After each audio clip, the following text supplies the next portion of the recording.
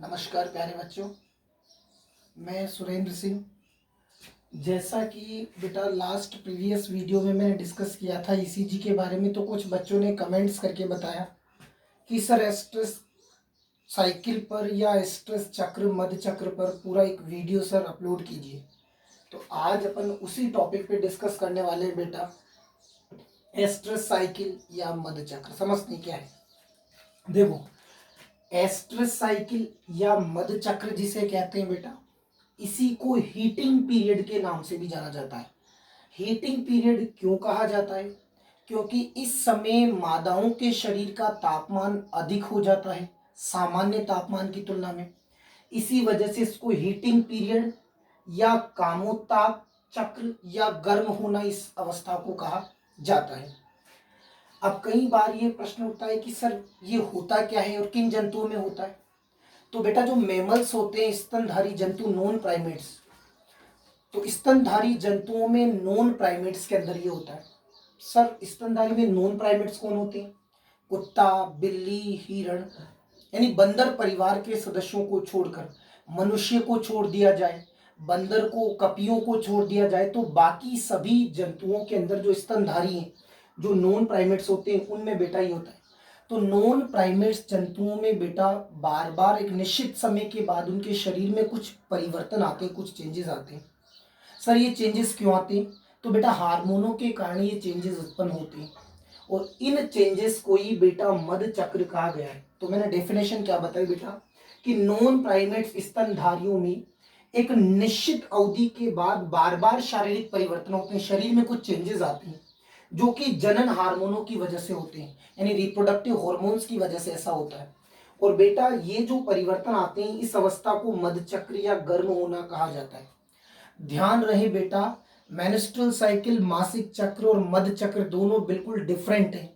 मासिक चक्र प्राइमेट्स में होगा और मध्य चक्र या मेंस्ट्रुअल साइकिल जो है, मासिक चक्र, वो तो होगा प्राइमेट्स में, और नॉन प्राइमेट्स में मध्य चक्र या एस्ट्रस साइकिल होता है बेटा।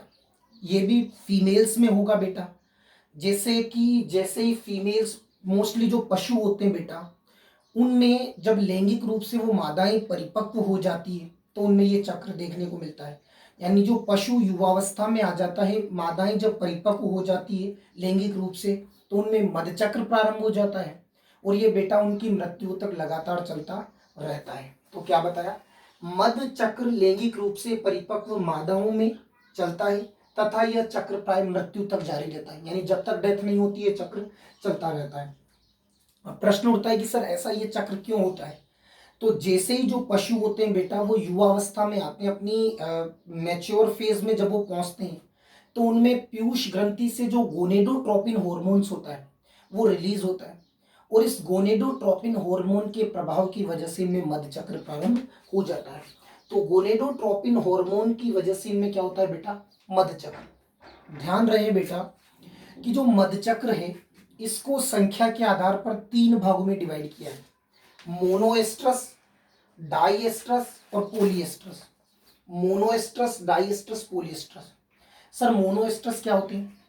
कुछ जंतु ऐसे होते हैं बेटा जिनमें साल में केवल एक बार मध्य चक्र देखने को मिलता है, उन्हें कहेंगे मोनोएस्ट्रस।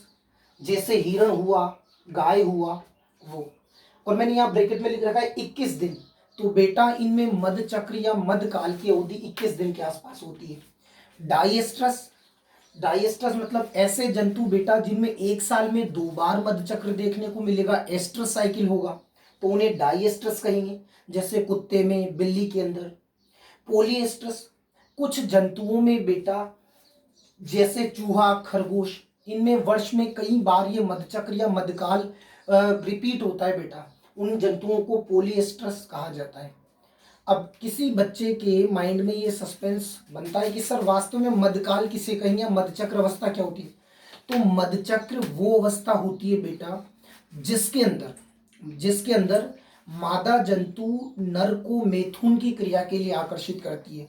मध्यकाल या मध्य चक्र वह अवस्था होती है बेटा जिसमें कि जो मादा जंतु होती है वो नर को मैथुन की क्रिया के लिए अपनी ओर आकर्षित करती है। और कई बार ये भी ध्यान रखें, कभी भी मासिक चक्र और मध्य चक्र को समान नहीं समझे। क्योंकि मासिक चक्र में रक्त का स्त्राव होता है योनि वाले भाग से, जबकि मध चक्र में ऐसी कोई फिनोमिनल नहीं होती, ऐसी कोई घटना नहीं होती बेटा। इसमें तो मादाएं क्या करती, जैसे कुत्ते में हुआ या और गाय में, अन्य जानवरों में, मादा के योनि वाले भाग से एक विशिष्ट प्रकार का पदार्थ स्त्रावित होता है, उसकी वजह से उसे सूंघ कर नर मैथुन की क्रिया के लिए आकर्षित होता है, तो वो समय कहलाता है मध चक्र या मधकाल। अब एक बात ध्यान रखें बेटा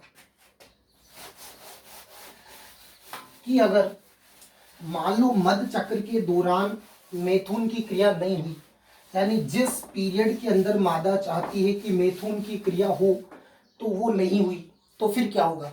यानी बेटा अगर मधकाल के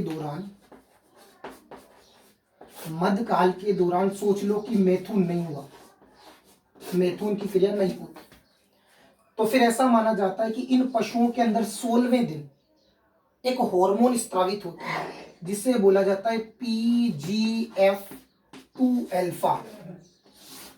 PGF2 अल्फा, ये PGF अल्फा 2 अल्फा क्या करता है बेटा?